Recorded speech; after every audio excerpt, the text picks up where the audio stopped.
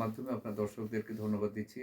আপনি একটা ভালো প্রশ্ন করেছেন। এটা আসলে অনেকদিন থেকে এই দুর্নামটা বিএনপির বিরুদ্ধে চলে আসছে যে বিএনপির কর্মের মধ্য দিয়ে আবার কিছু অপকর্ম ঘটাচ্ছে।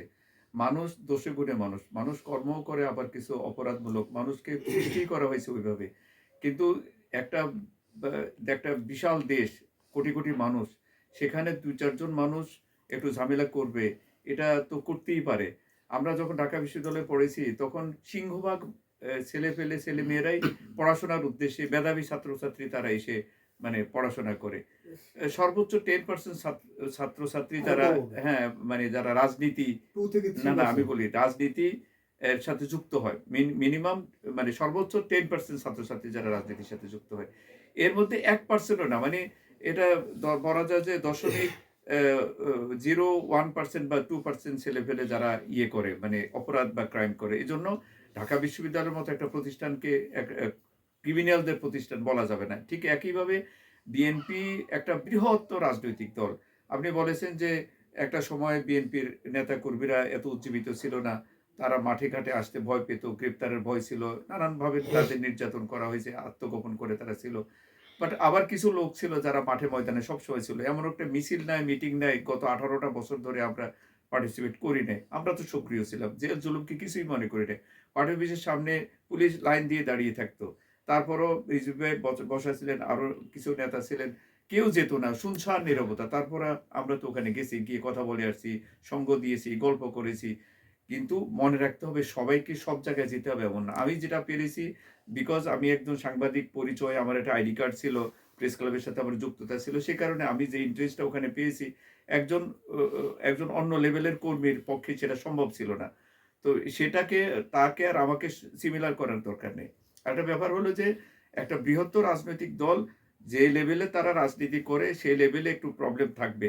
আরেকটা হচ্ছে যে একসময় তারা মাঠে ছিল না। এখন কি হইছে? সবকিছুর একটা জোয়ার চলে আসে। জোয়ার ভাটার মতো একটা বিষয় আছে। এখন জোয়ার চলে এসেছে বিএনপির পক্ষে। জনমানুষ দুটো ঘটনার মধ্য দিয়ে জোয়ারটা আরো একদম মানুষের চোখে পড়ে গেছে। শুধু বাংলাদেশে না, সারা পৃথিবীর মানুষের চোখে পড়ে গেছে। এটা হলো তারেক রহমানের স্বদেশে প্রত্যাবর্তন। সেটা একটা ঐতিহাসিক ঘটনা। যেটার মতো দৃশ্য আর কোথাও দেখেন, এই বিষয়ে আর ব্যাখ্যা করার দরকার নেই। ঠিক একইভাবে ম্যাডাম জিয়ার ইন্তেকালের পরে তার যে জানাজা হচ্ছে এবং গতকালকে আমরা জিয়াউর রহমানের মাজারে পুষ্পস্তবক অর্পণ করতে গেলাম। নিজের আবেগ যে ম্যাডামকে এত কাছ থেকে দেখছি, এতবার দেখেছি, এত ভয়ংকর সিচুয়েশন তিনি ফেস করেছেন।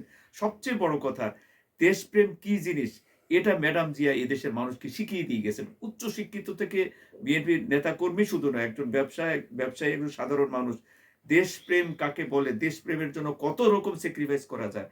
এটা এটা ম্যাডাম জিয়া এদেশের মানুষকে শিখিয়ে গেছে। সে কারণে আমি বলব ম্যাডাম জিয়া হচ্ছেন এদেশের মানুষের আদর্শ। যেমন জিয়াউর রহমান এদেশের আদর্শ ছিলেন এবং আমার ভাই বলছিলেন যে তারেক রহমান অবশ্যই সেই আদর্শ ধরে রাখবেন এবং একমাত্র লিডার যার নিরাপত্তার জন্য আমরা দেশের মানুষ শঙ্কিত কিংবা একেবারে তাকে হাই প্রোটেকশন দেয়া হচ্ছে। এর মূল কারণ হচ্ছে যে ওনলি দ্যা লিডার, ওই লেভেলে পৌঁছার আরেকজন লিডার নেই।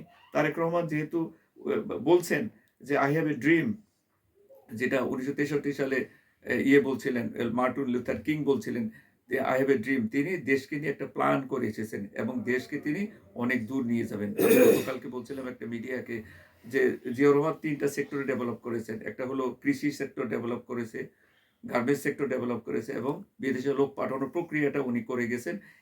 এই ডেভেলপমেন্ট ছাড়াও সকল সেক্টরে তিনি হাত দিয়েছেন। সকল সেক্টর ঘুরে দাঁড়িয়েছিল। কিন্তু উনি বেশিদিন মানে হায়াত পান নাই। দুষ্কৃতিকারীরা তাকে দুনিয়া থেকে বিদায় করে দিয়েছে। কিন্তু তার যে দেশপ্রেম যেটার অনুকরণ করে খালেদা জিয়া বিশ্ব নেত্রী হয়েছেন। একইভাবে আমাদের তারেক রহমানও বিশ্ব নেতা হবেন এবং সারা পৃথিবীতে তিনি উদাহরণ স্থাপন করবেন। ধন্যবাদ।